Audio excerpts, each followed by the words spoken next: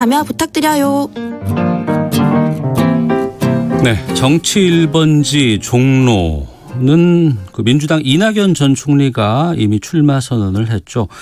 자유한국당 황교안 대표의 출마 여부가 상당히 지금 고민이 되고 있는 상황이라고 하는데, 자유한국당 전신이죠. 새누리당 대표를 지냈던 친박 핵심으로 꼽히는 무소속의 이정현 의원이 서울 종로 출마를 선언했습니다. 연결해서 좀 말씀 듣겠습니다. 안녕하십니까? 네, 안녕하십니까. 이정현입니다. 예. 이정현 의원께서는 호남에서 주로 활동을 해오셨는데 이번에 왜 종로를 선택하셨습니까?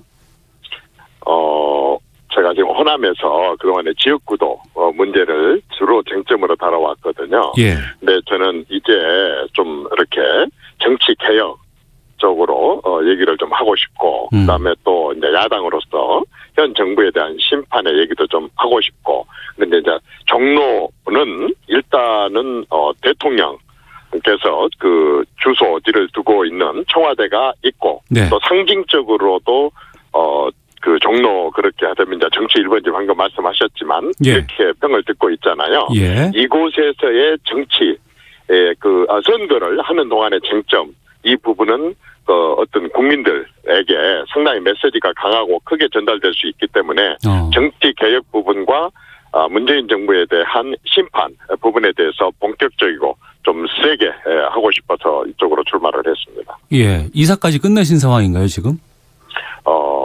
오늘 계약했습니다. 그러셨군요. 전세 계약하셨어요? 저는 예. 솔직히 일산에 살고 있거든요. 예.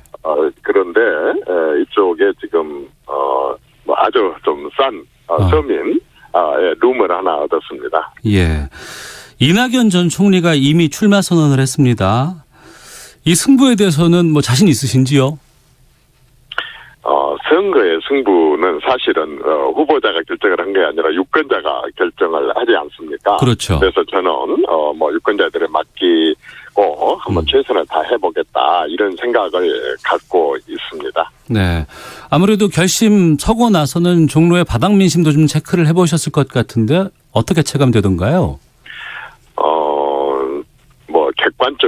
객관적으로는 그동안에 총리를 지내신 분이고, 당연히 또 그분은 여러 가지로 훌륭하신 분이기 때문에 지금 그 지명도나 이런 부분에서 높기 때문에 지금 현재로서는 그분이 좀 유력합니다. 그러나 제가 지금 며칠째 쭉 다녀서 여론을 듣고 있습니다. 저를 찍어달라가 아니라 여론을 듣고 있는데, 네. 놀라운 것은 많은 그 자영업 하고 계신 분들하고 이쪽에서 그 주로 좀 서민층에 속하신 분들이 정말로 나도 호남 출신이지만 그동안에 네. 정말 그 적극적으로 민주당을 지지해왔지만 요즘에 문재인 정부가 하고 있는 특히 경제 부분에 있어서 너무 숨이 막힌다. 네. 한 번 정도는 좀 회초리를 들어야 될 때라고 본다. 이런 얘기들을 많이 해서 제가 조금 희망을 갖습니다. 예, 순천에서 후보 활동하실 때는 자전거 타고 막 현장 다니신 기억이 납니다. 네네. 이번에도 자전거로 좀 이렇게 활동하고 계시는지요? 이번에는 발입니다. 제가 지금 여기에 11개 예. 마을버스 코스가 있거든요. 예. 제가 처음 시작한 데부터 종점까지 이걸 다 타봤습니다. 정말 제가 깜짝 놀란 게 있습니다.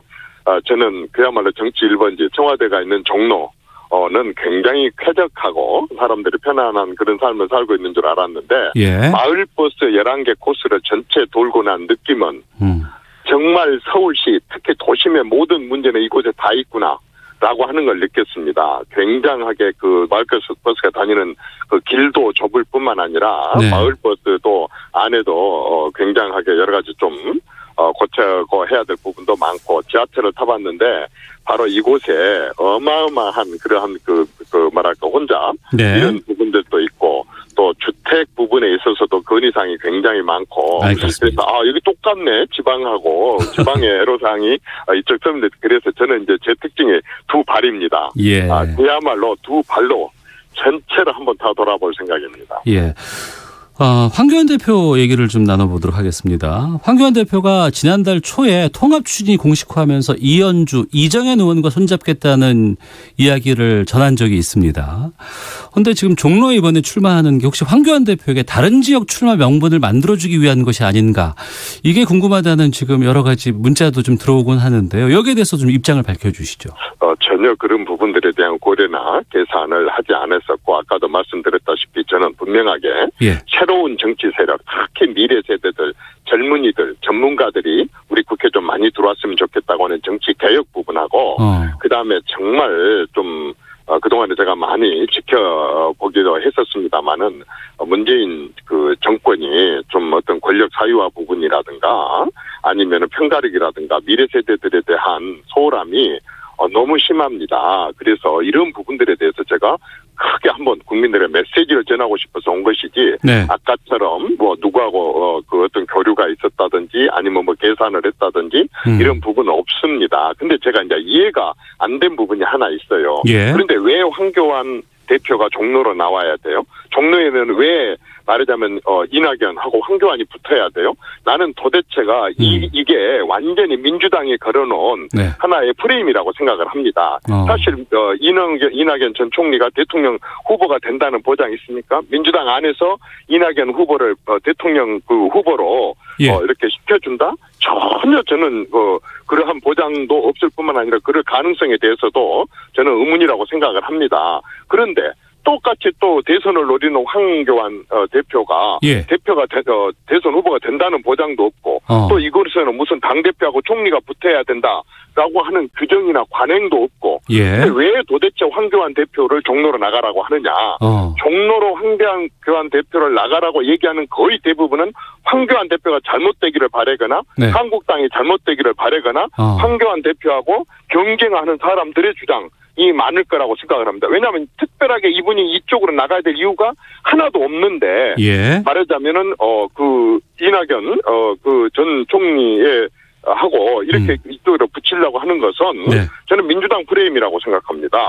하지만 거기에 대해서 한국당 내에서도 뭐 험지 얘기가 나올 때마다 황교안 대표가 결단을 해줬으면 좋겠다, 종로 쪽으로 좀 나가면 좋겠다라는 의견도 일부엔 있는 것 같습니다.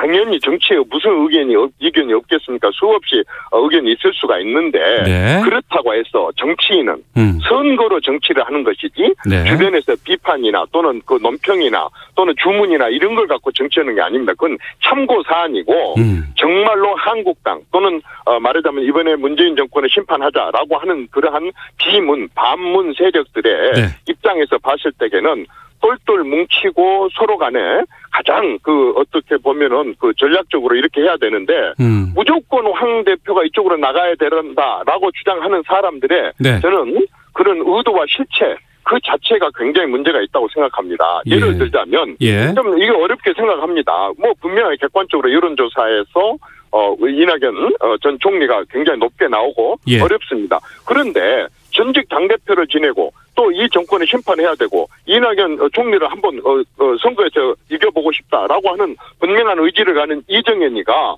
이쪽에 출마를 하고 용기를 내서 선언을 했다 이겁니다. 그러면 왜 이정현이하고 경쟁을 붙여야 되느냐 그 말입니다. 지금 나머지 252개 지구당 가운데 지역구 가운데 황 대표가 그쪽에 나가든지, 아니면 정말로 그 언론에 나오고 있는 대로 대선 주자로서 나갈 것 같으면 대선 주자가 왜 1년 반 뒤에 그만둘 총선을 나갑니까? 당연히 그러면은 총선 출마를 하지 않고, 말하자면은 당에 지원 유세를 하고 많은 의원들을 당선을 시키고 나서 대선 주자로 나가면 되지 않습니까? 그 말씀은 그 때문에 황 대표를 이쪽에다 갖다가 꼭 프레임에 집어넣으려고 하느냐 그 말입니다. 그럼 그 말씀은 이낙연 전 총리와 이정현 의원 간의 뭐 반문연대 또 민주당 이렇게 1대1 구도가 좋겠다라는 의견이신 건가요?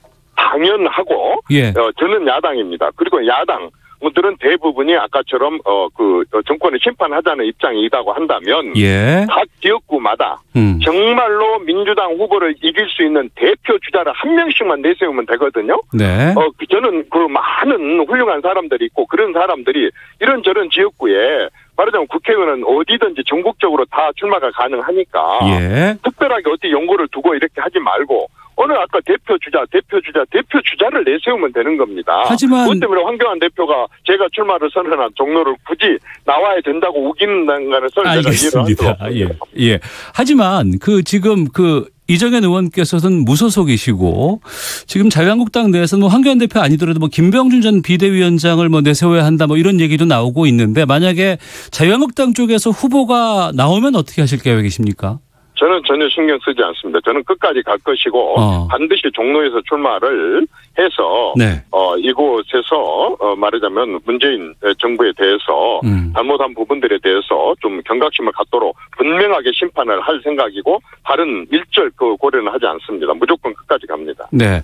그리고 지금은 무소속이시지만 지금 통합신당으로 당명을 바꾸고 여러 가지 통합의 절차들이 진행이 된다 그러면 그 통합신당의 이름으로도 출마하실 의향이 있으십니까? 의향이 있고 없고를 떠나서 저는 말하자면 만약 그 경우에 아까처럼 솔직히 말해서 지금 이 정부의 집권 세력들이 굉장히 지지율도 높고 문재인 대통령의 지지율도 높습니다. 그리고 또 이분들이 굉장히 장기 집권에 대해서 이해찬 국무총리가 분명히 얘기했습니다. 보수를 괴멸시키겠다. 네. 240석 지역구에 20석의 비례대표를 얻겠다. 20년 이상 집권을 하겠다. 수도 없이 당대표의 이름으로 공식적으로 이러한 장기 집권에 대한 전략을 얘기를 해왔습니다. 그러면 야당 입장에서는 이걸 저지를 시켜야 되는데 야당이 분열돼 갖고 있다고 한다면 선거 전략상으로 그러든 실제로로 그러든 어쨌든 말하자면은 나머지 비문 세력들은 전략적인 공천을 한다든지 아니면 또 경우에 따라서는 전체가 합해질 수 있다면 합해지고 그런 흐름에 대해서 저는 문을 딱 닫아놓고 그렇게 생각하지는 않습니다. 그러나 제가 그 당으로 들어가 갖고 지금 뭘 하겠다 출마를 하기 위해서 하는 부분은 아직은 고려하고 있지 않습니다. 네, 하나만 더 여쭤보겠습니다. 김무성 자유한국당 의원 광주 출마설 이것도 좀 솔솔 나오고 있는데 아무래도 호남 지역 의원으로서 어떻게 보시는지요? 잘 알다시피 우리 헌법 정신 지킵시다.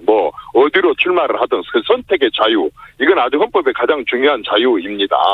본인이 어디로 가고 싶어 하든 또 그 당에서 결정을 해갖고 어디로 가게 하든 저는 그거는 별 문제가 없다고 생각을 합니다.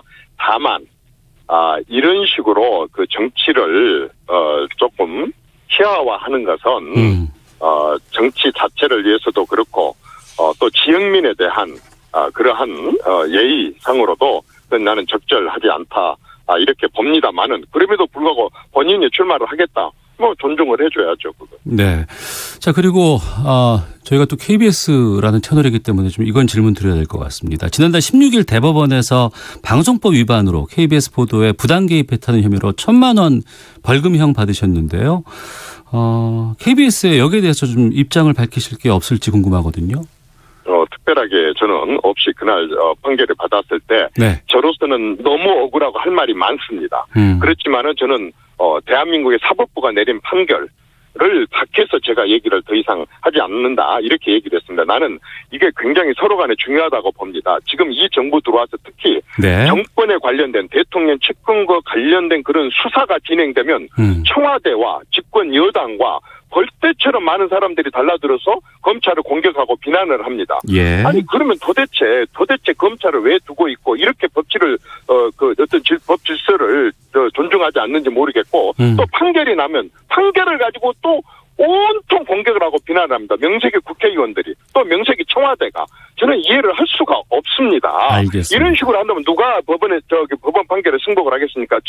솔직히 너무너무 억울한 건 많습니다. 이 판결에 대해서. 그러나 저는 그 부분에 대해서 존중하고 사법부를 존중하라 합니다. 알겠습니다. 이번에 종로 출마를 선언하신 무소속의 이정현 의원과 함께 이야기 나눠봤습니다. 오늘 말씀 고맙습니다. 네, 감사합니다.